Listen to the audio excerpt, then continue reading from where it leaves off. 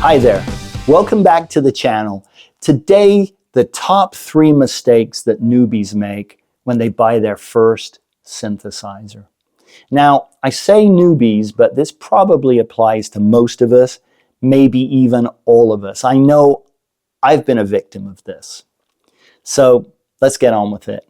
Number 3, settling. Settling for less than you truly want. Now, you've got to be realistic. Obviously, if you have a $500 budget and you want a $5,000 synthesizer, that's not going to happen. But if you want a $600 synthesizer and you only have $500 and you think, it's going to take me another 2 months to save up that $100, seriously, be patient. Wait for those 2 months to pass. Because if you acquiesce and you buy that cheaper synthesizer, those 2 months will go incredibly fast and you'll be sorry. Case in point, when I was pretty young, my mom asked me one year what I wanted for Christmas, and I wanted this programmable cassette deck. It was almost like a CD player. It could read the blank spaces in between pre-recorded songs, and you could program it to skip certain tracks and then go back and play other tracks. It was very cool.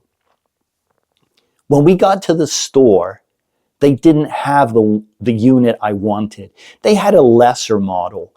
And, I'd already dreamed about leaving that day with that crisp new box and that shiny new cassette deck. I told my mom that the lesser unit would be fine, even though the salesperson said, look, we'll have new units in 10 days from now in the new year if you just wait and put down a small deposit.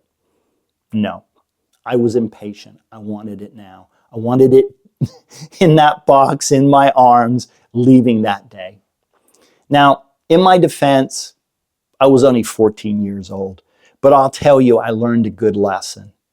In the new year, every time I passed that store window on Milsom Street, I remember, it was very painful to see that unit, the better unit, mocking me in the window.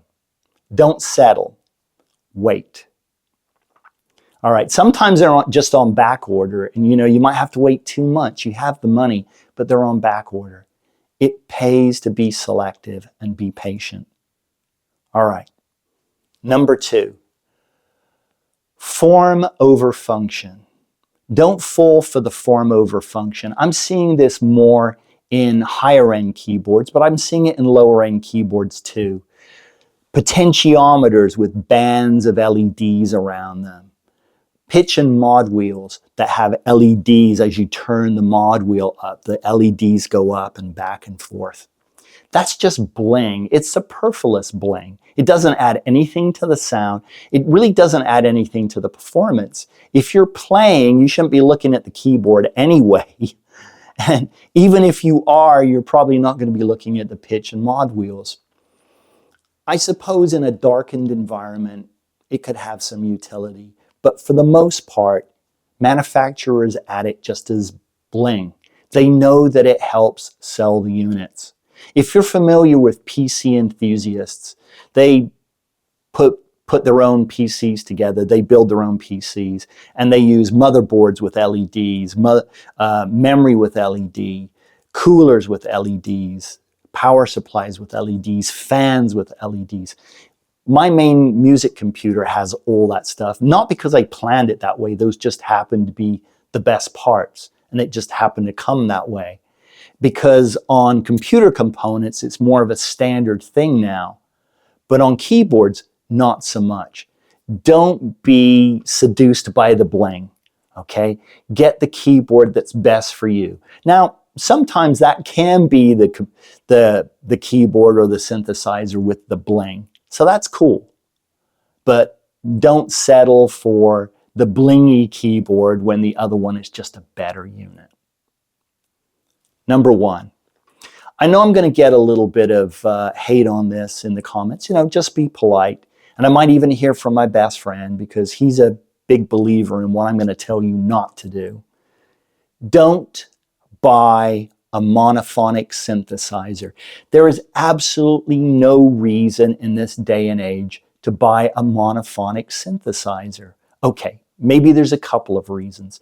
Number one, you already have 50 synthesizers and you're a collector and you want this particular synthesizer and it's in good shape. Okay, that makes sense. Number two, maybe you've just always wanted that synthesizer. It was the synthesizer of your dream and now you can afford it. Okay, maybe that makes sense. If you're a newbie, there's really no reason. Maybe you were in a bizarre hunting accident and all your fingers except for one were shot off. But seriously, don't buy a monophonic synthesizer. Most modern keyboards have a mono mode anyway, and it will act truly like a monophonic synth. So you don't have to worry about that. Don't fall for all the synth lore around it. People will tell you, well, monophonic synths are just fatter. Absolutely not true. And when I said that to somebody, they said, what, you don't think a mini Moog is fat? No, I do think a mini Moog is fat. Obviously it is. It has 3 oscillators. But it's one of the exceptions to the rule. If you look at the realistic Moog MG1, not a very fat synthesizer, and it's monophonic.